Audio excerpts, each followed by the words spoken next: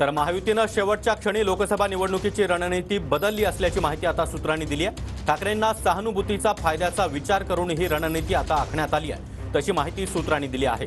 राज्यामध्ये 15 पैकी 13 ठिकाणी शिंदे विरुद्ध ठाकरे गट असा सामना आपल्याला पाहायला मिळतोय।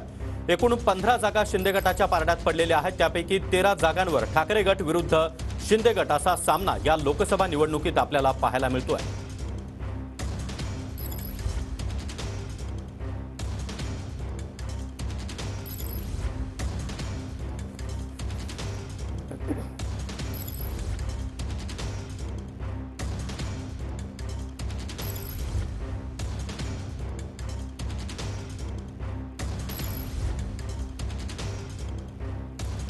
तर राज्यामध्ये एकूण 13 ठिकाणी शिंदे गट विरुद्ध ठाकरे गट असा सामना आपल्याला पाहायला मिळतो आहे।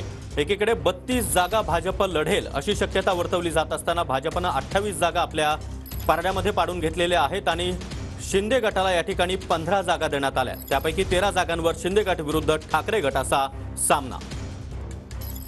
मला नाही सांगता येणार, पण आम्हाला एक दिसतंय, आम्हाला सगळ्या जाहीर सभेमध्ये प्रचंड प्रतिसाद दिसतो। सभा झाल्यावर सुद्धा सभेच्या बाहेर पडणं सुद्धा मुश्किल होतं, इतका प्रतिसाद दिसतो। याचा अर्थ जो काही अप्रोच आम्ही लोकांनी घेतला आहे त्याच्या फाशीची लोक आहेत। जो काही मोदींच्याबद्दल आम्ही मागच्या 5 वर्षापूर्वी असं नव्हतं, तेव्हा मोदी मोदी मोदी हा विषय होता, आज ते चित्र नाही। बघा, धनुष्यबाण जे चिन्ह चोरलं आहे आमचं, किंवा घड्याळ अजित पवारांनी चोरलं, त्यांना काही एक फायदा होणार नाही। मुळात भारतीय जनता पक्ष आमच्यासमोर लढायला घाबरत आहे, म्हणून त्यांनी सगळे डुप्लिकेट लोक, मी यांना म्हणतो शिवसेना फडणवीस गट, राष्ट्रवादी काँग्रेस फडणवीस गट, हे त्यांचे गट आहेत फडणवीसांनी तयार केलेले।